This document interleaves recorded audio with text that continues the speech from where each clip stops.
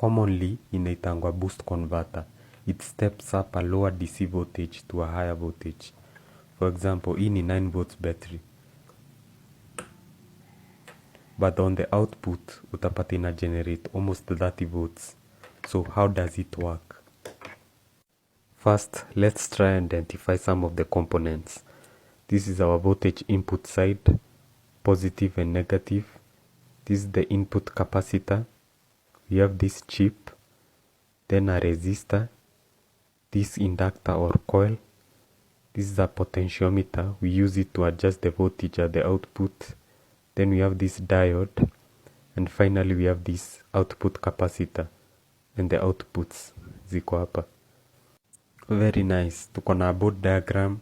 We have the battery, the input capacitor, the coil, the diode, the output capacitor, and we have the chip. For now, let's describe it as a switch. So basically, hii kitu inoperate by opening and closing this switch. The first scenario is when the switch is open, kasai. So the 9 volts ita flow through the coil, through the diode, and we have our 9 volts at the output. Second scenario, the switch is closed. So the current will flow through the path with the least resistance back to the source. So it indeed itakuwa the new path of the current, which ina generate high current juu ni kama umeshort the positive to the negative. Kama ukulala class ya physics, utakumbuka the Faraday law of induction. Ukipass a high current through an inductor, una generate electromagnetic fields across the inductor.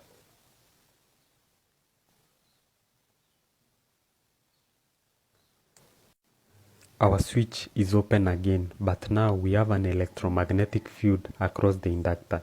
Since we don't have that high current flow through the inductor, the electromagnetic field will collapse. When collapsing, they will cut across the windings of the coil, generating an oppositely charged current across the coil.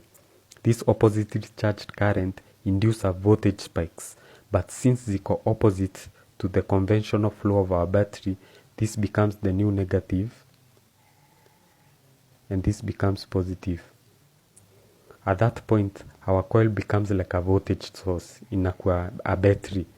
But since hapa tuko na 9 and whatever voltage is generated here, tuseme X, this becomes a series battery, 2 batteries in series. So hapa tuko na 9 plus whatever voltage is generated by our coil, ndio itapita through the diode, and we have that voltage at the output capacitor. So hapa tutakuwa na 9 plus X volts. So this becomes our new voltage. Also, I should mention we have a potentiometer, this small resistor, and the chip. The potentiometer, the resistor, and the chip. So the potentiometer and the resistor form kitu inaitwa voltage divider.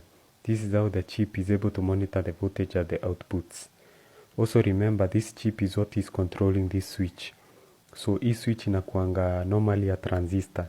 So the chip ina turn the transistor on and off very fast.